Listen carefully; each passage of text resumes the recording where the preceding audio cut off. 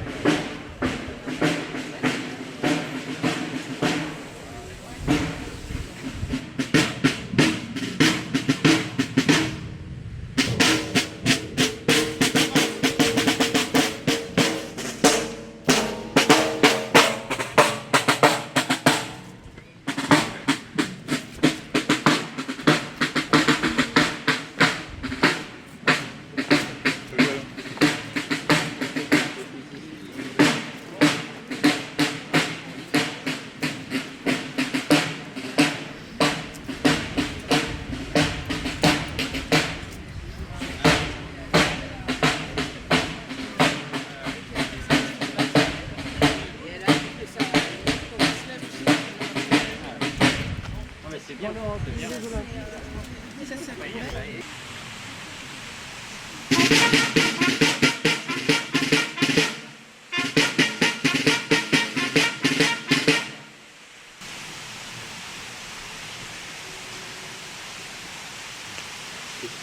C'est lui.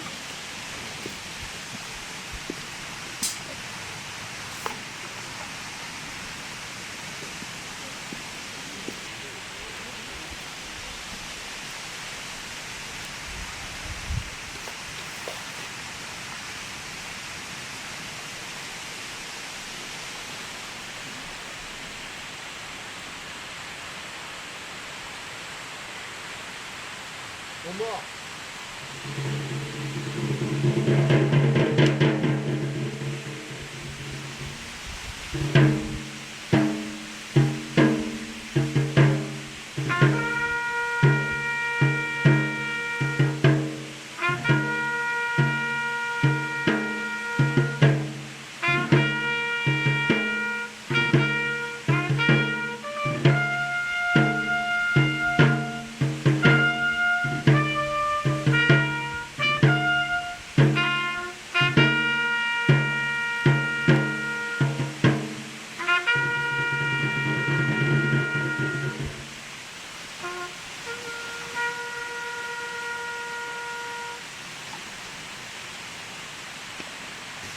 Marcel Béziot. Mort pour la France. Louis Combe. Mort pour la France. Jean Delmas. Mort pour la France. Victor Doubliez. Mort pour la France. Georges Laurie. Mort pour la France. Henri Leclerc. Mort pour la France. Joseph Letoré. Mort pour la France. Marcel Maton. Mort pour la France. Eugène Picot. Mort pour la France. Charles Sevin. Mort pour la France. Robert Haas. Mort pour la France. Robert Gentil. Mort pour la France. Lucien Grelinger. Mort pour la France. Hermine Lechef. Mort pour la France. Clément Ménager. Mort pour la France. André Bonnefond. Victime civile de la guerre. Eugène Buteau. Victime civile de la guerre. Anne-Marie Troudet. Victime civile de la guerre. Georges Villefroy de Silly. Mort pour la France. Ali Djamouni. Mort pour la France.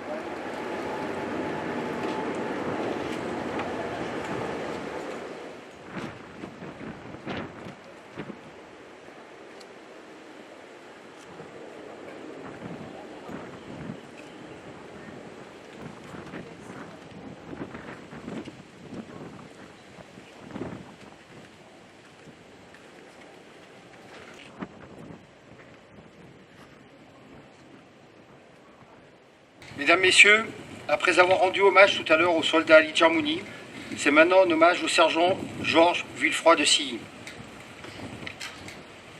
Mesdames, Messieurs de sa famille, nous sommes honorés de votre présence. Merci d'être là. Vraiment, ça donne à cette cérémonie beaucoup plus encore d'émotion que ce qu'il y en a d'habitude. Merci à vous. Vous êtes donc les neveux de notre libérateur. La devise de votre famille est Semper Fidelis, ce qui signifie toujours fidèle. Elle s'applique parfaitement à votre oncle. Il est resté fidèle à son engagement, fidèle au serment de Koufra, fait par le général Leclerc, de déposer les armes que lorsque nos couleurs, nos belles couleurs, flotteraient sur la cathédrale de Strasbourg. Le sergent Villefroy de Silly a été jusqu'au sacrifice ultime pour rester fidèle à ce serment. Et c'est ici, à cet endroit, ou proche de cet endroit, que votre oncle a été mortellement blessé. C'est pourquoi cette rue, cette plaque, cette résidence porte le nom de votre famille, le nom du sergent Villefroy de Silly, afin que jamais personne ne l'oublie. Que nous toujours nous honorions sa mémoire et que nous-mêmes soyons toujours fidèles à son sacrifice, fidèles et dignes de son sacrifice pour notre liberté. Semper Fidelis. Car comme le disait Churchill, un peuple qui oublie son passé se condamne à le revivre. Je voulais également remercier Yves Meunier, qui a fait un travail important pour que vous soyez présents. Tu es là. Yves, merci à toi d'avoir contacté la famille du sergent Villefroy de Silly. Je voulais vous dire aussi que j'ai contacté le graffeur C215, dont une des particularités est de peindre beaucoup de résistants, beaucoup de soldats, beaucoup de gens comme ça, par exemple à Carpentras. Il a fait tout un parcours avec des résistants, avec des gens qui se sont engagés pendant la guerre. Et je lui ai demandé s'il était possible de peindre sur cette façade votre oncle. Et dès que la résidence m'aura donné son accord, nous peindrons sur ce mur le portrait de votre oncle. Voilà, ce qui donnera encore plus de cachet à ce secteur-là et à cet endroit-là, à l'endroit où il est décédé. Voilà, messieurs, dames, nous allons aller maintenant vers la bande de la 2e DB. Alors, comme je vous l'ai dit, on traverse tout Rungis. Heureusement, il fait beau. Ça fait visiter, ça fait voir à nos hôtes qu'on a une belle ville, globalement. Vive Rungis, vive Villefroy de Silly, vive la liberté, vive la France. Fermez le vent.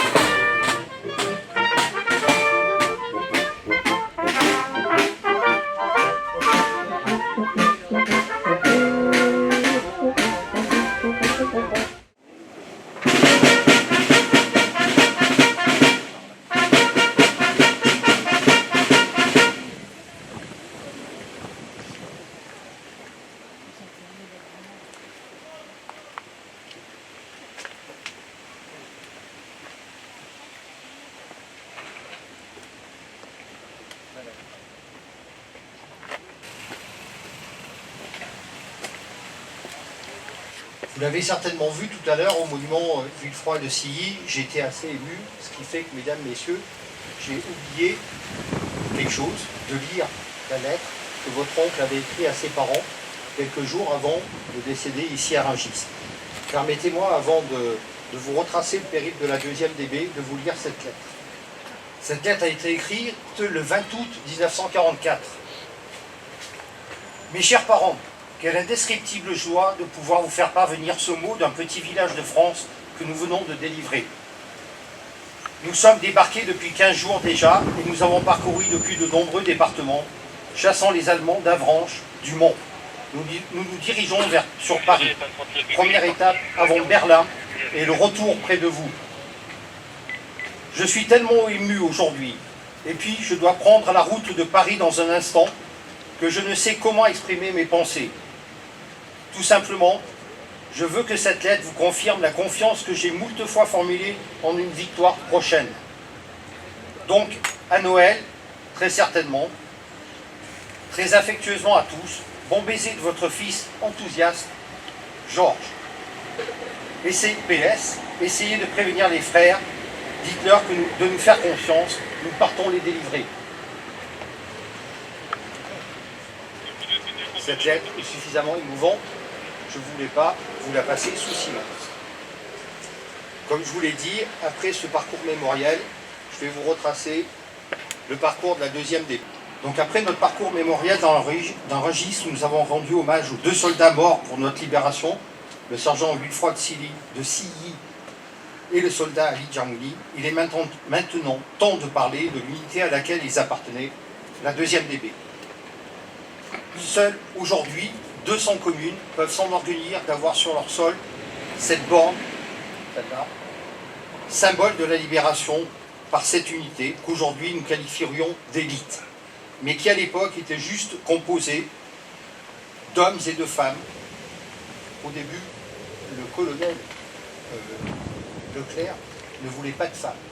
Et puis, dans son unité, et puis après, avec le temps, il a accepté que quelques femmes viennent se joindre à cette unité.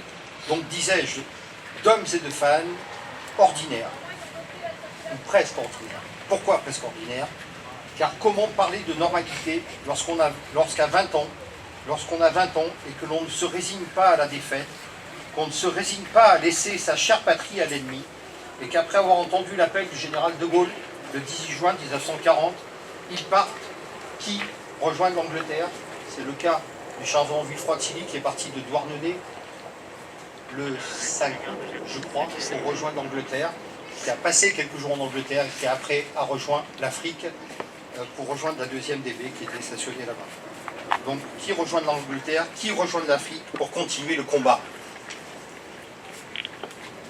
Et là, en Afrique, le premier succès pour celle qu'on n'appelle pas encore la deuxième DB, mais la colonne L pour Leclerc.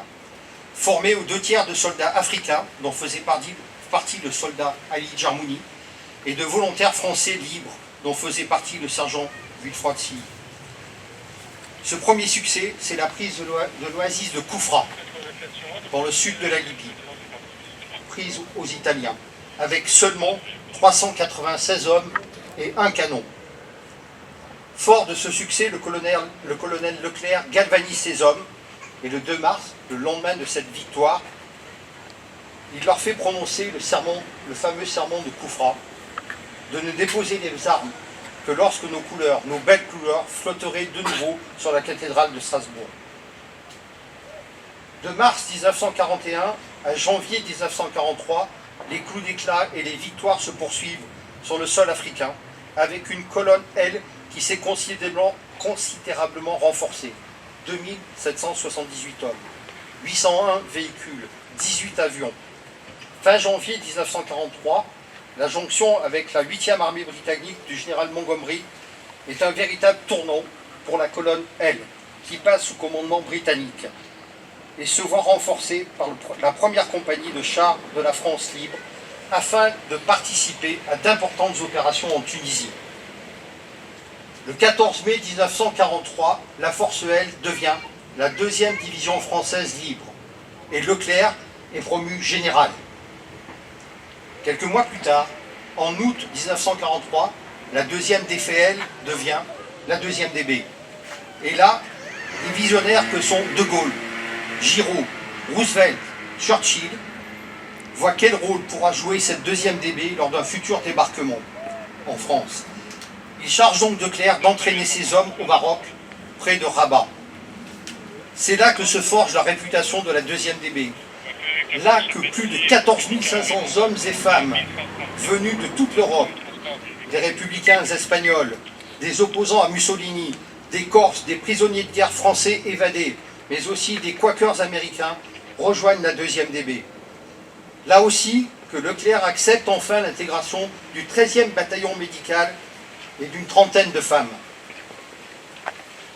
Plus de 22 nationalités composent maintenant cette unité, et Leclerc réussit à faire l'union de toutes ces diversités.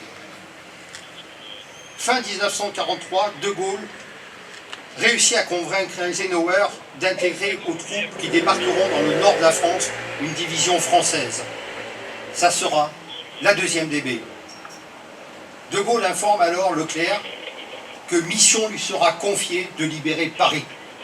Mission de portée nationale, des Français libérant Paris.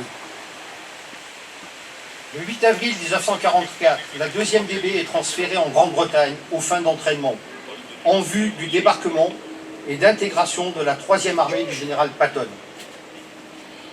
Enfin prête, la 2e DB débarque à Utah Beach dans la nuit du 31 juillet au 1er août 1944.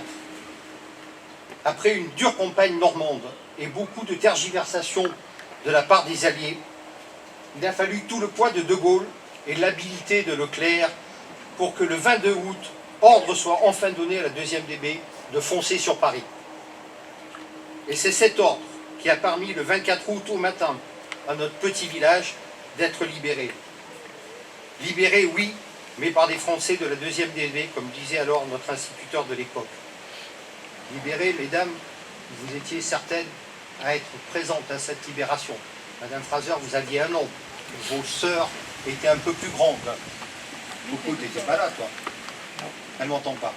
Et vous, Madame Guyon, était-elle à Rungis à cette époque-là? Non, vous n'étiez pas à Rungis, mais votre mari était dans la 2e DB. Voilà.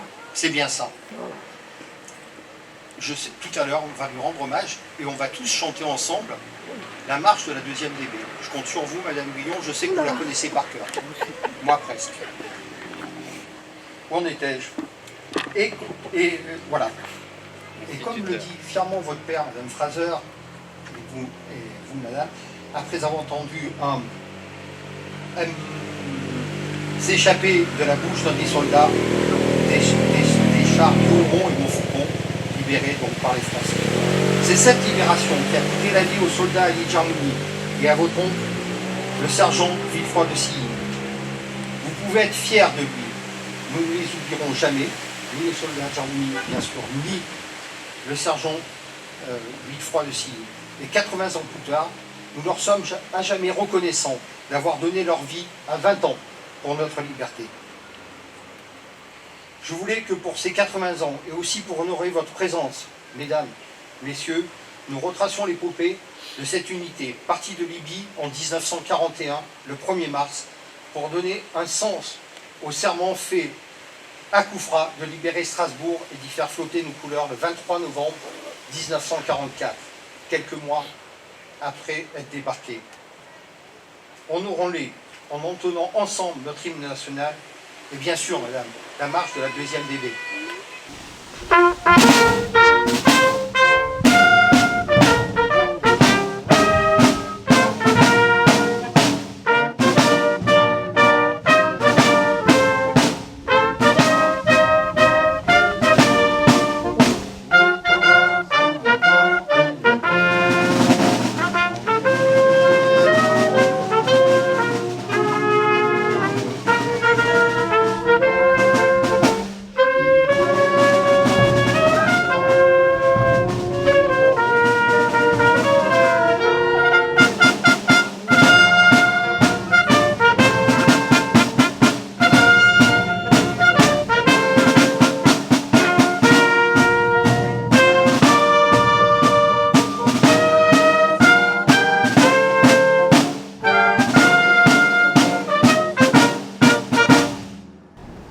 La marche de la 2e DB. Je compte sur vous.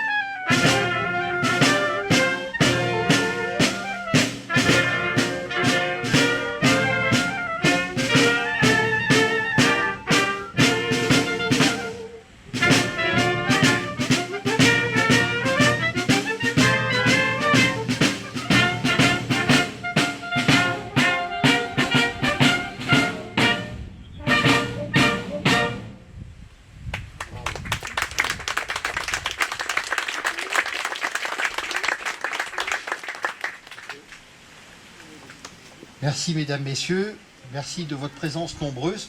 Tout ce que je vous ai raconté sur la 2e DB, je l'ai appris dans ce petit livre, qui est le guide vert, le guide Michelin de la voie de la 2e DB. Donc si vous voulez bien, on va aller partager le pot de l'amitié, et puis voilà, pouvoir parler de la libération de Rungis. Merci à vous, merci pour votre présence. Le beau temps a été avec nous, je l'avais commandé, cet après-midi il pleut. Fermez le banc, fermez le banc.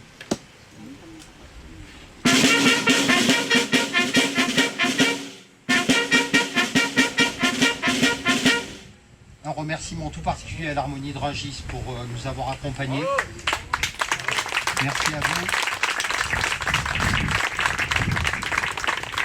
Madame Pierre, vous étiez derrière moi. Mince alors. Très bien, pardon, mais vous auriez été là. Madame Pierre. Merci au détachement des sapeurs-pompiers de Paris de la caserne de Rungis, située à Cheville-la-Rue, mais à Rungis. Et à vous, monsieur, et au commissariat de l'Haie-les-Roses, qui sont toujours présents à nos côtés dans les moments importants. Merci messieurs, et encore une fois, merci à la famille du sergent Villefroy-Tilly d'être venu et d'avoir passé une partie de cette journée avec nous. Vous nous avez honorés, je vous l'ai déjà dit. Merci messieurs. Merci.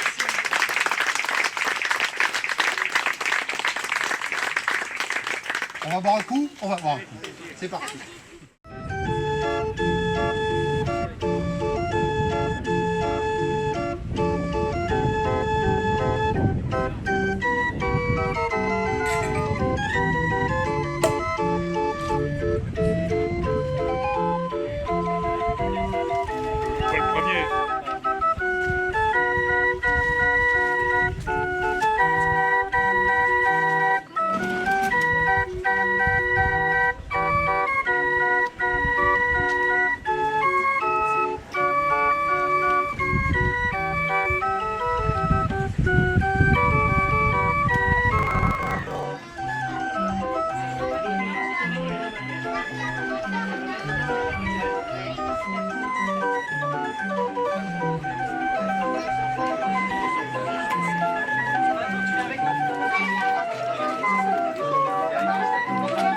Thank you.